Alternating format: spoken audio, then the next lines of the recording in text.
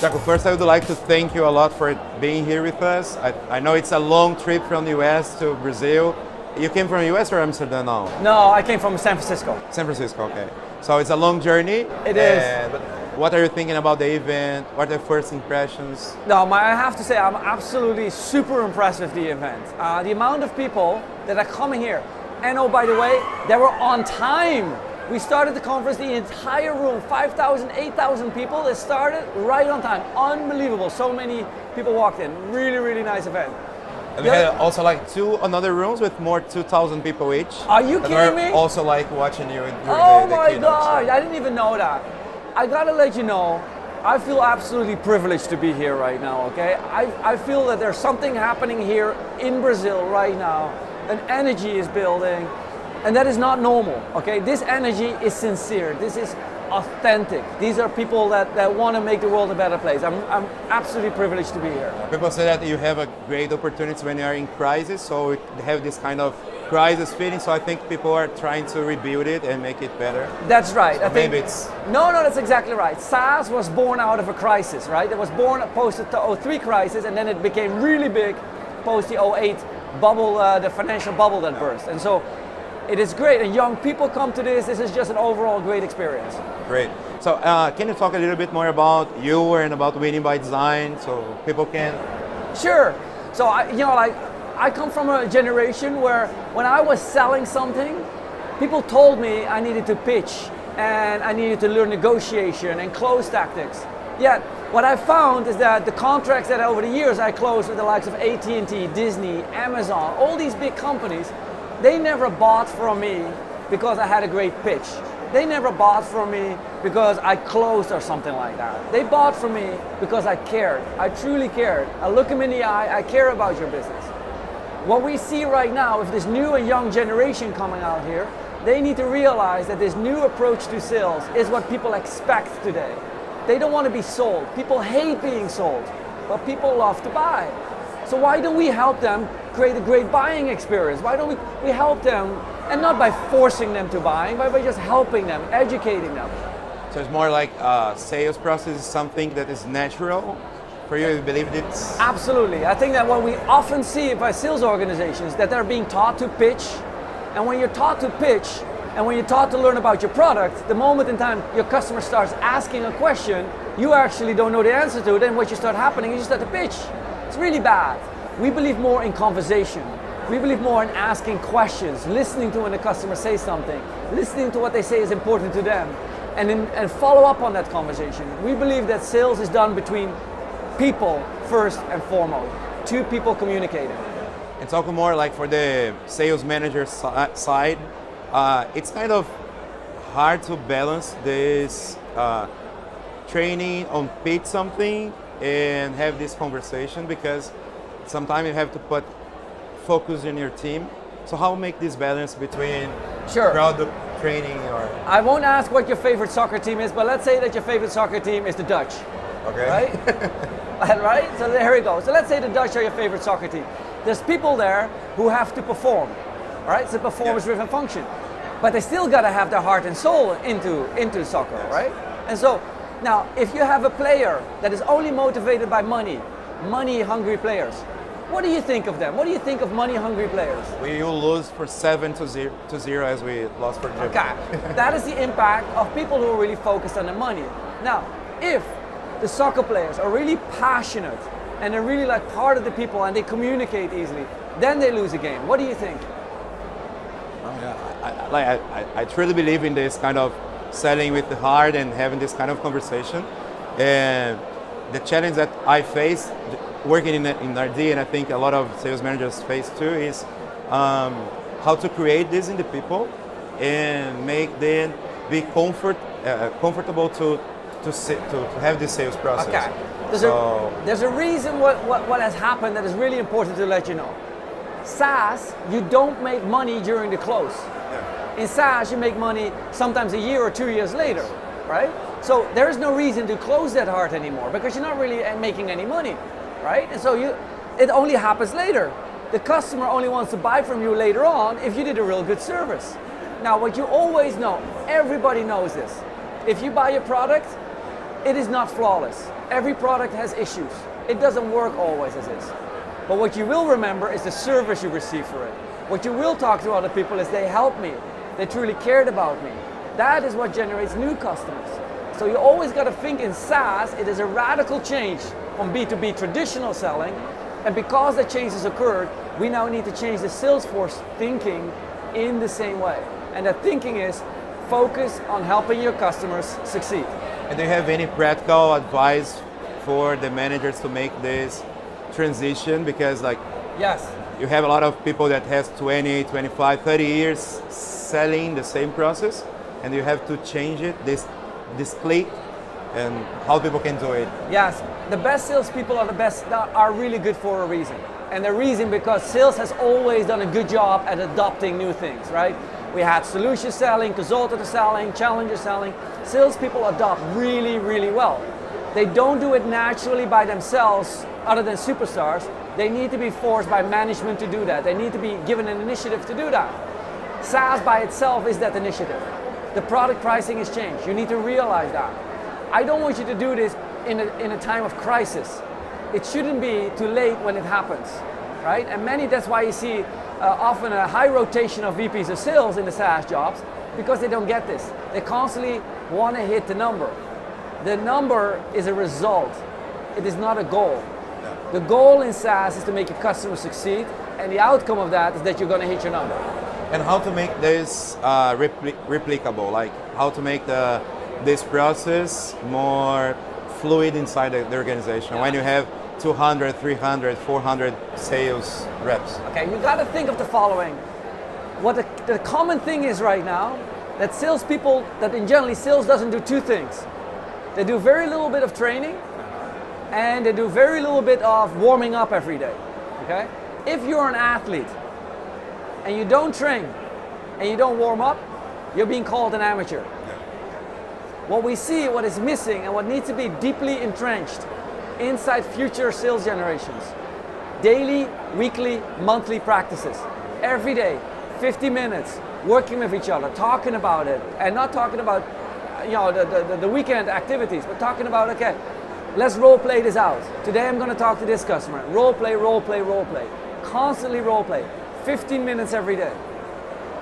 Absolute success. You see this at every major success company. They role play before they get to work. 15 minutes, every day. Every day. 30, 50 minutes in the day. Every day. This are warm up in the team and this role play. Like, do you think that any superstar athlete is just going to go on the field? Oh, I'm just going to play today, right? No.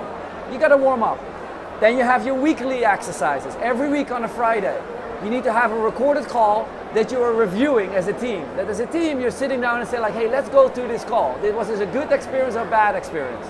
And generally, you can do 2 calls, 30 minutes each, that you review. You just listen to a specific piece, and as a manager, you motivate the team and say like, hey, here's where this thing went wrong. You only pick one, per 30-minute segment, you only pick one specific skill set where you look for. That's number 2. The monthly exercises are all where as a group you gather, and where you're talking about what is the next month, what last month's goal were and what next month's goal is, okay? And then there's a really important 4th one.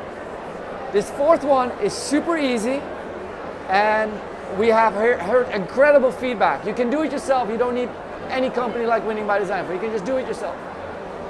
When you win a deal, most people do a gong, right? Or a bell, and they celebrate. And that's good. We want that excitement. But why not, when that gong rings, the salespeople gather and they interview the person at that point in time. Oh, Tiago, you just won this deal. May I ask, what was the problem that they're having? Who did you work with? Why did they need this? Right now, you shoot that video. Right in the moment. Right in the moment, okay? While you're doing that, somebody's actually recording on a video, right? They're recording it on their iPhone. They're doing it right then and there.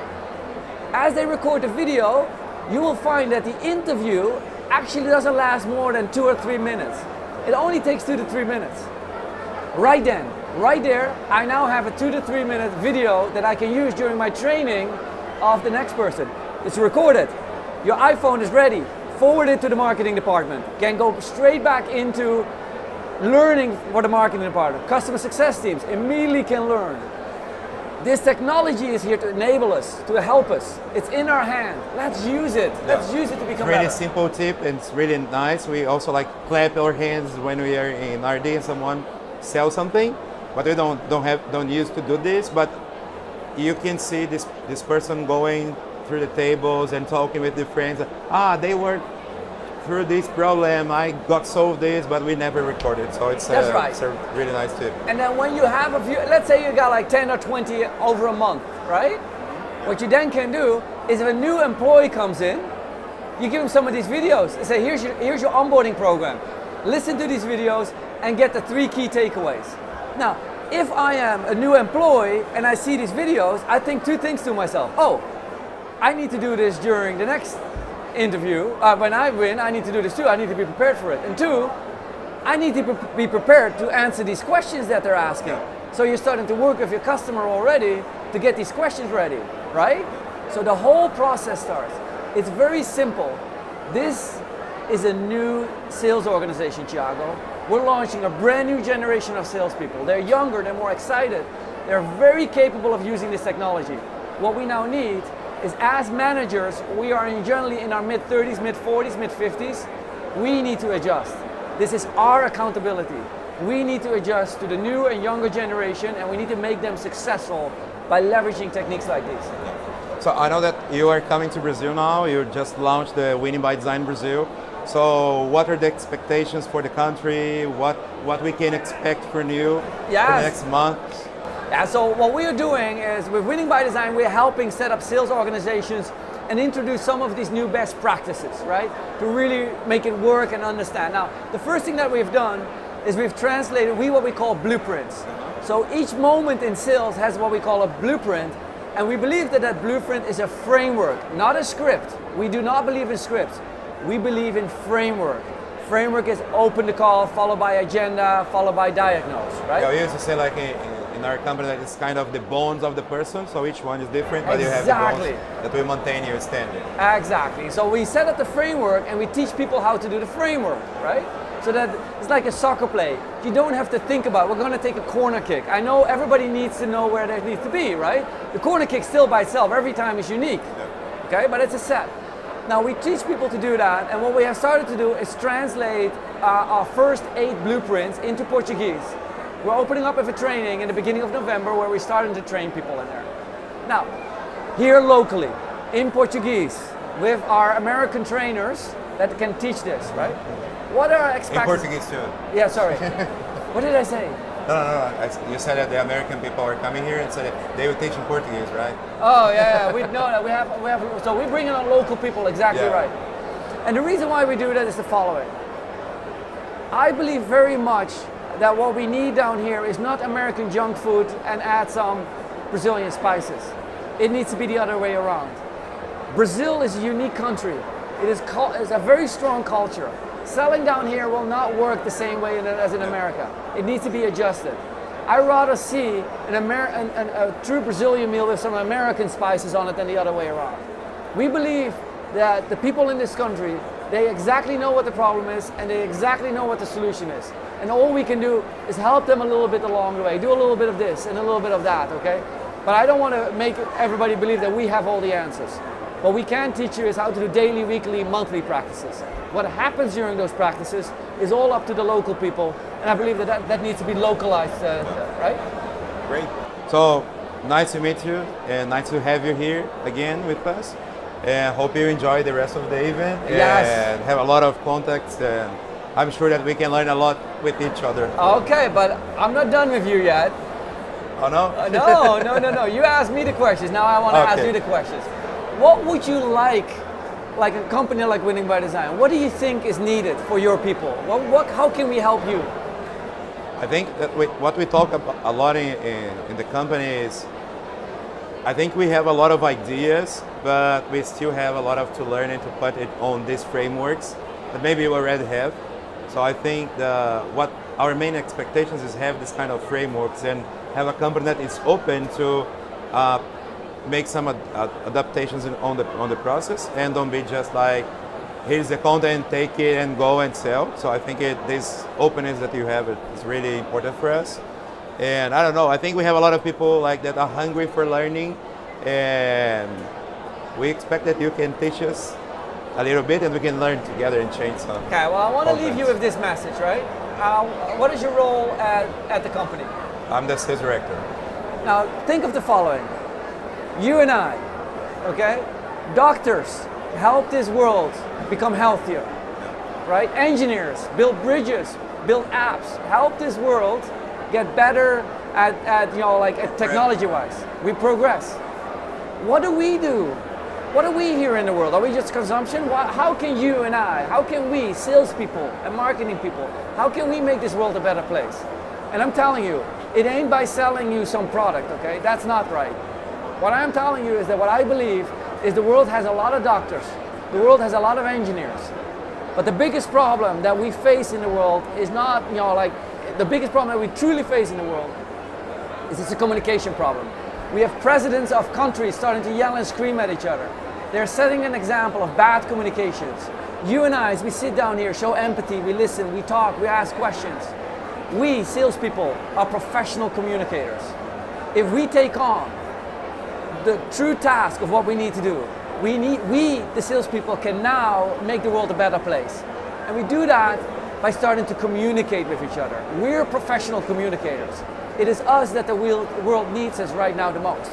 And so that's why I'm here in Brazil. I believe that this culture gets that. I think this culture from the ground up is truly a culture that loves to communicate with each other. If we can create a movement down here of like, hey, let's communicate with each other, let's listen, let's learn, let's show empathy, let's give each other some space, then we can change the world. Yeah, I completely agree with you. Thank you. You're most welcome.